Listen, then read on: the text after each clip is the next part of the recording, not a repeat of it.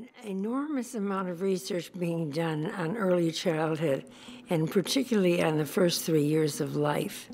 And in doing so, it became apparent there's no such thing as a child alone. A child has to have an adult who cares for him. It became very clear to me that if we wanted to really help children develop well from birth, we had to work with their families.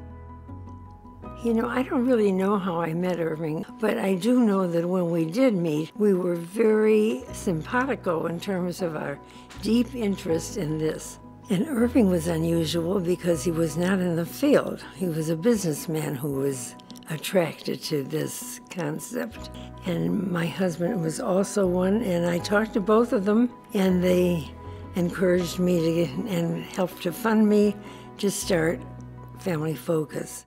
We connected over this conviction we both had that if we were going to make a difference for children's development, we had to recognize the importance of the first 3 years. I went, first of all, to the superintendent of schools in Evanston, and I told him about this idea. He said, "Bernice, I want our kids to start kindergarten as prepared as your kids." He got it right away. And we blanketed the community with a poster that said everything you wanted to know about parenting but was afraid to ask. Our plan initially was that we would serve maybe 50 families that first year.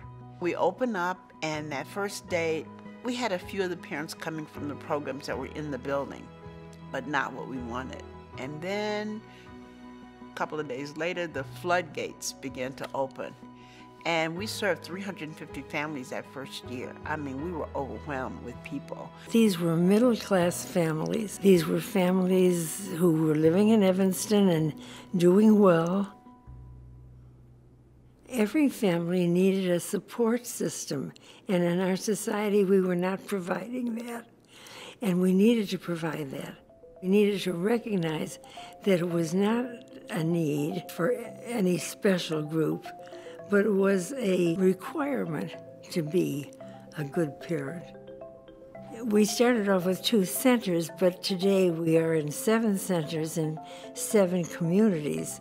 You can go visit any of these centers. They look different because they honestly reflect the community in which they're located, and they reflect the culture of that community.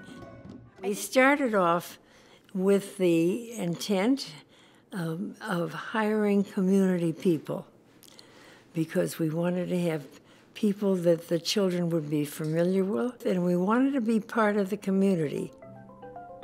I think we really have to work on public policy that recognizes that every community needs to have a family support center, like they have a park, like they have a library, like they have a recreational center. They need to have a family support center. If you get to families early on and help parents to feel confident about themselves and communicate that confidence to their kids, you can really make a difference. And I think we do that. I really think we do that.